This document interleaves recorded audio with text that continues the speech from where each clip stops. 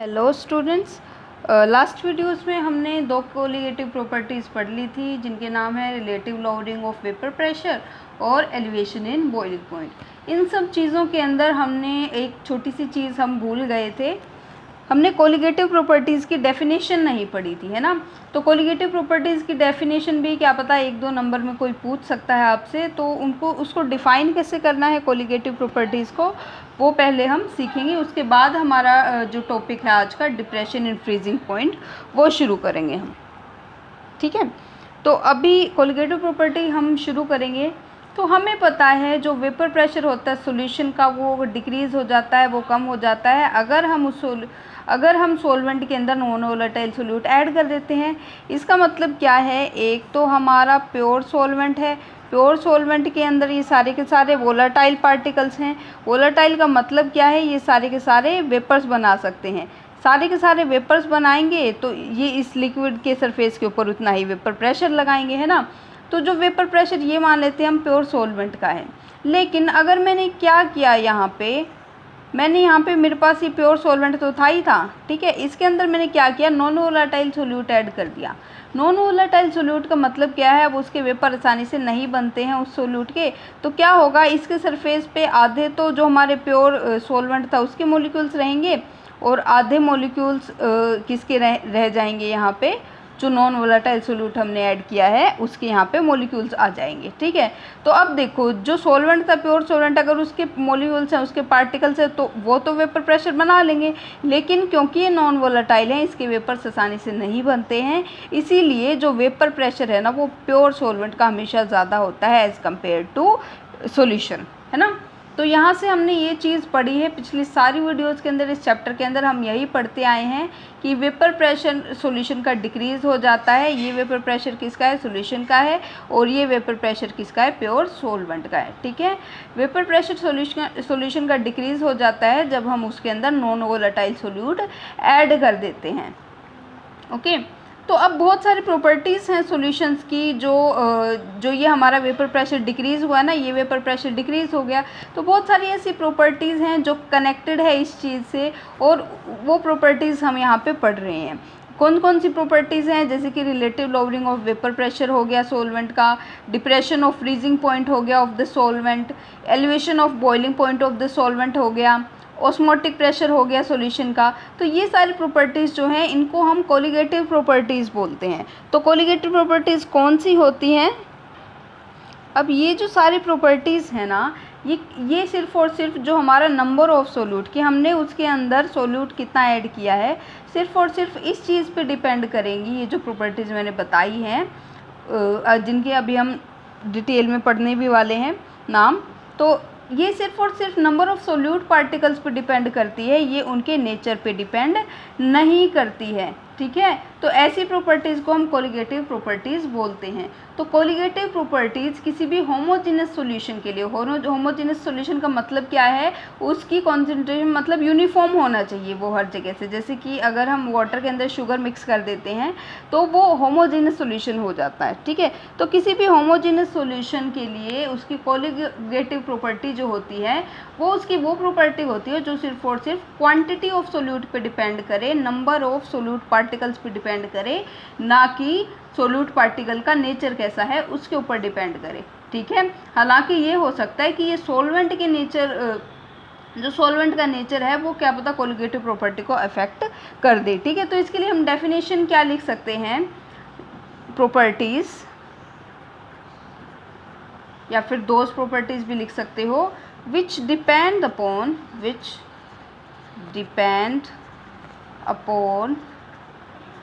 the number of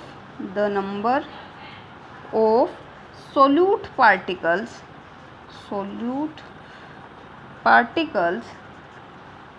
irrespective of their nature,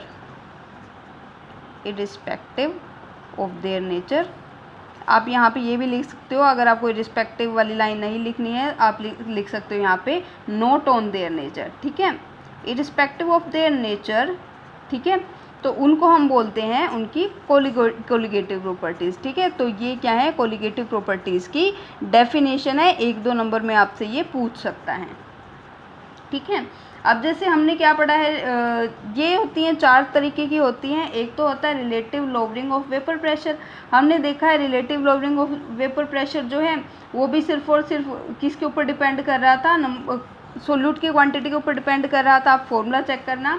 फिर हमने कल पढ़ा था एलिवेशन इन बॉइलिंग पॉइंट, ठीक है, ये भी सोल्यूट पार्टिकल्स के नंबर के ऊपर डिपेंड कर रहा था। थर्ड जो है वो है हमारा डिप्रेशन इन फ्रीजिंग पॉइंट, जिसको हम आज स्टडी करेंगे, डिप्रेशन इन फ्रीजिंग पॉइंट,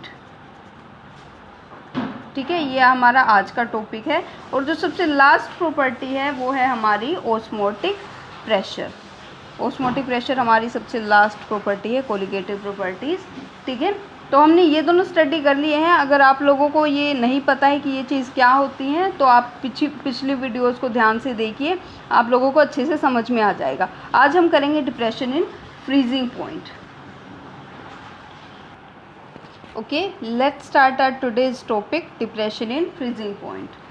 तो हमें पता है जो भी फ्रीजिंग पॉइंट होता है किसी भी सॉल्वेंट का, तो उसके अंदर हमारा जो सॉलिड स्टेट होता है और जो लिक्विड स्टेट होती है, तो वो इक्विलिब्रियम में जब आ जाते हैं तो हम बोलते हैं उस सॉल्वेंट का फ्रीजिंग पॉइंट आ गया है, ठीक है।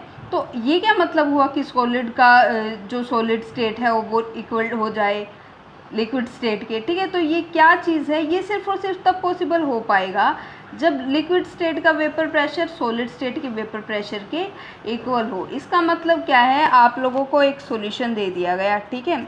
वो सॉल्यूशन कब फ्रीज़ होगा, वो सॉल्यूशन तब तक फ्रीज़ नहीं होगा जब उसकी सॉलिड स्टेट का वेपर प्रेशर, ठीक है, उस सॉल्यूशन की सॉलिड स्टेट का वेपर प्रेशर इक्वल ना हो जाए उसकी लिक्विड स्टेट के वेपर प्रेशर के, ठीक है। तो ये नेसेसरी कंडीशन है किसी भी सॉल्यूशन को फ्रीज़ होने के लिए।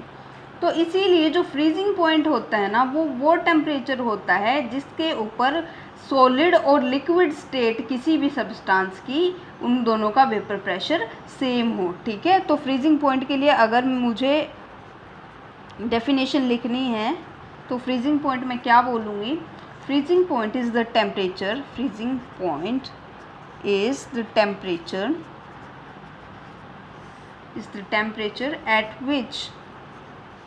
at which the solid and the liquid states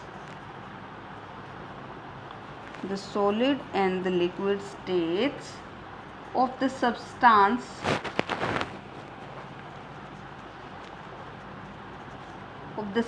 have the same vapor pressure,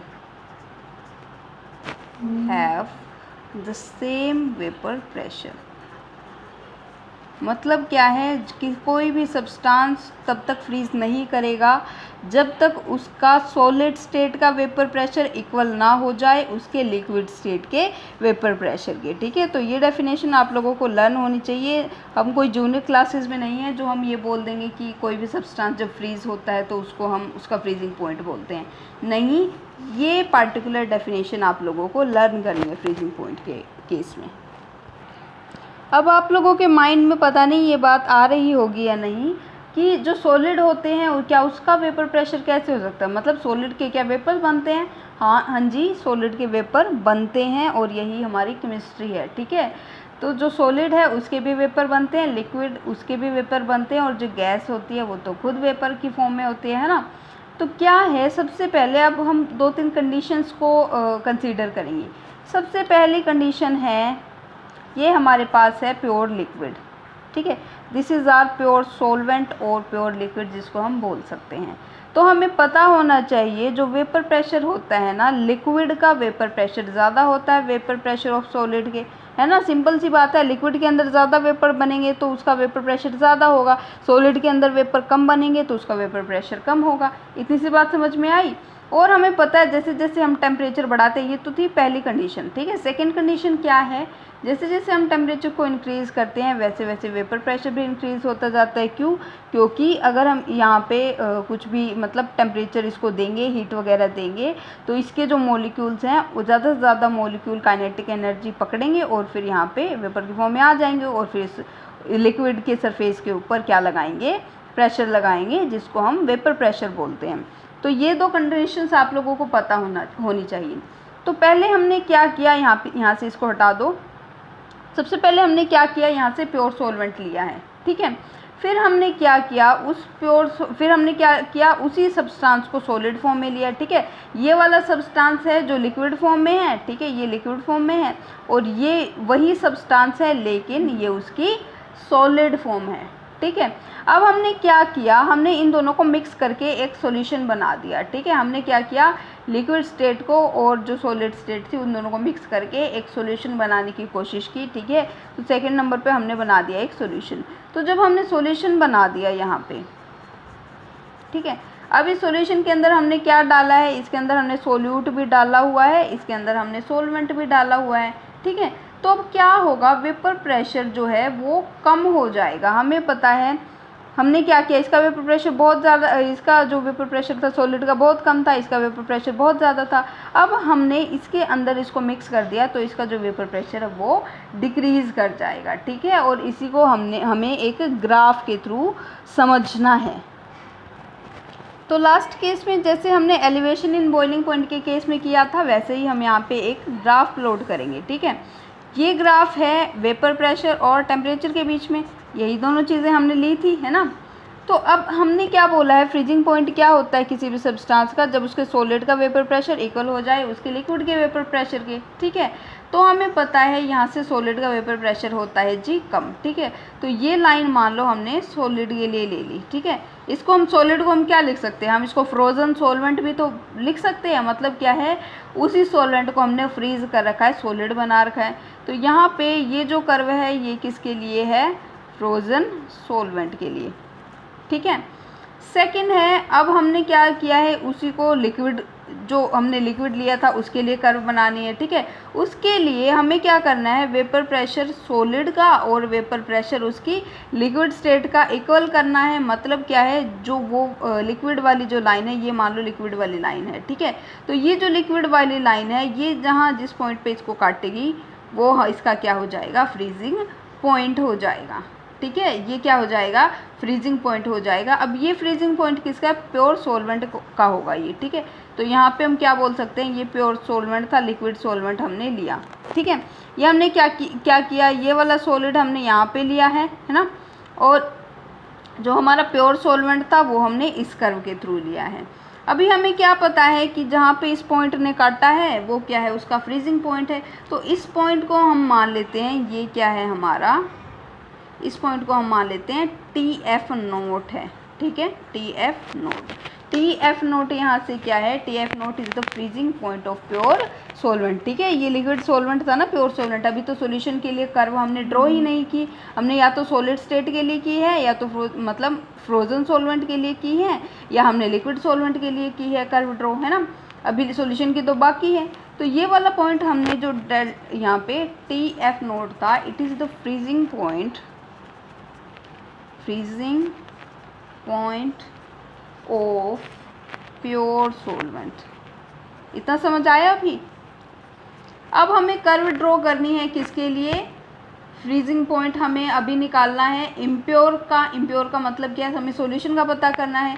तो यहाँ पे हम बात करेंगे, अगर मैं यहाँ से लूँ, हमें पता है सॉल्यूशन का वेपर प्रेशर क्या होगा, कम ही होगा। अब आप लोग ये सोच रहे होंगे कि मतलब मैंने लिक्विड के लिए, प्योर सॉल्वेंट के लिए तो यहाँ पे ड्रॉ किया है, लेकिन मैं सॉल्यूशन के लिए नीचे क्यों ड्रॉ कर रही हूँ कर्व, क्योंकि हमें पता है सॉल्यूशन का वेपर प्रेशर कम हो जाता है जब हम सॉल्वेंट के अंदर नॉन वोलेटाइल सोल्यूट ऐड करते हैं, ठीक है। तो ध्यान रखना, इसको ऊपर इसको नीचे नहीं बनाना है, ये एज इट इज़ ऐसे ही बनेंगे, क्योंकि जो सॉल्यूशन होता है उसका वेपर प्रेशर कम होता है as compare to liquid solvent. तो अब ये इस लाइन को, सॉलिड वाली लाइन को जहाँ पे कट करेगी वो हो जाएगा फ्रीजिंग पॉइंट किसका, सॉल्यूशन का हो जाएगा, है ना। तो ये हो जाएगा, ये वाला जो पॉइंट है, ये वाला पॉइंट, इसको हम नाम दे देते हैं TF, ठीक है। तो TF क्या है, it is the freezing point of solute plus solvent, मतलब सॉल्यूशन का फ्रीजिंग पॉइंट है TF। तो TF यहाँ से हम लिख देते हैं, it is the freezing point, it is the freezing point of solution, मान लो यहाँ पे, है ना, ठीक है। तो ये किसके लिए था, सॉल्यूशन के लिए था। अब ये जो हमने पॉइंट लिए हैं ना, इन्हीं पॉइंट का हमें काम है, जिसको हम बोलते हैं, ठीक है। हमें मतलब सिर्फ और सिर्फ इन दो पॉइंट से ही है। इसको हम नेक्स्ट वीडियो के अंदर कंटिन्यू करेंगे।